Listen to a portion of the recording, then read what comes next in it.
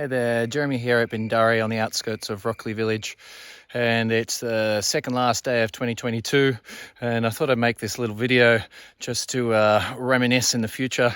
And so the walnut tree in full bloom there. There were a few little walnuts on there. Don't know if we're going to get a harvest, but maybe we'll get a nut. So my composting cum potato bed is going well. The corns and the sunflowers are going okay. Look, they were super dry when I got here. It rained a little bit yesterday and I'd already given them water, so they've sprung back to life. But unless it rains in the time that I come here next on Australia Day, who knows if they're going to survive. The crab apple's going fine.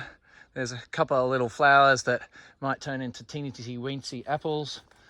The dwarf apple over here has an actual apple on it, so that's settled in nicely. It's the first year that it's growing. It's doing well. You can see the Fraxinus raywood in the background, which is doing fantastically well. The oak, unfortunately, has taken a turn. It's a little bit brown on top there. Let's hope that the green inside it will come back to life again. I gave everything a bucket of water, and there was some rain yesterday.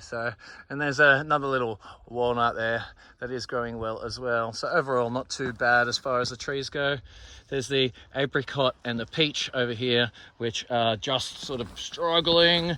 There's been some really hot days here out at Rockley, and about a month and a half to 2 months with no rain. So this spot here is the location for the shed. I've just sort of flattened it out and pegged it around and tried to have a look at whether that's a great spot for it. But just on the other side of the shed is where we've actually planted 2 fruiting trees. So potentially they're not quite in the right spot.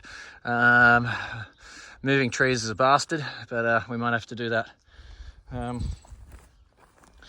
New wheelbarrow found by the side of the road, pumped it up, gave it some grease. The Sherlock one, yay, because the Stanley one is crap. That was the one I bought new. Shows that sometimes you buy things secondhand and they're fantastic, sometimes they're not.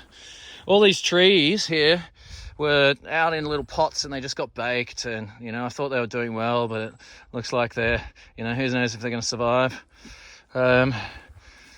And so same with this concrete planter here, where it was just fallen. It was just about to die when I got here the other day, and in the evening I gave it some water, and it's all sprung back to life for the moment.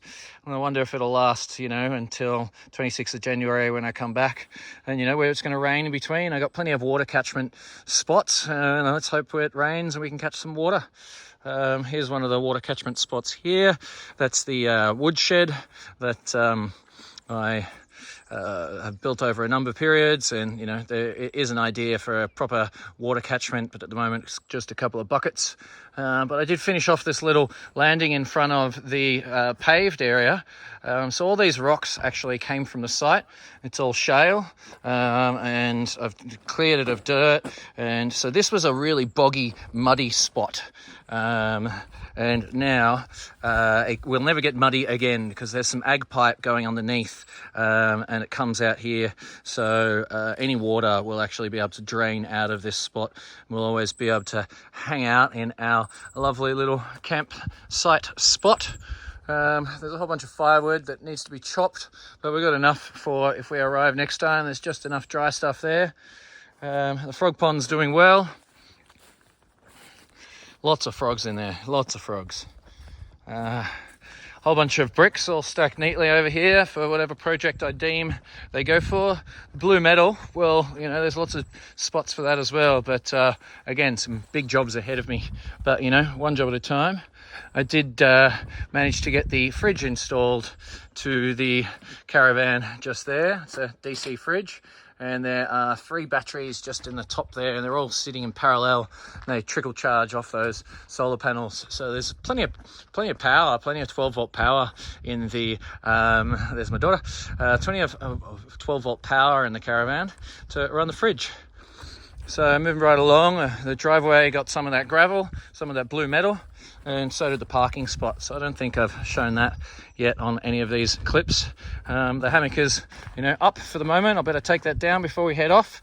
And then I've got this native bath pond here that I've set up for the native animals. The dog across the road is out of its cage finally after 3 days of being here, and it's getting a bit of a run around. And then there's a bird's nest which Azalea and I built yesterday, and that's a native bird's nest. So I've just popped it in the tree yesterday, and let's hope that some birds might decide to make it their home one day.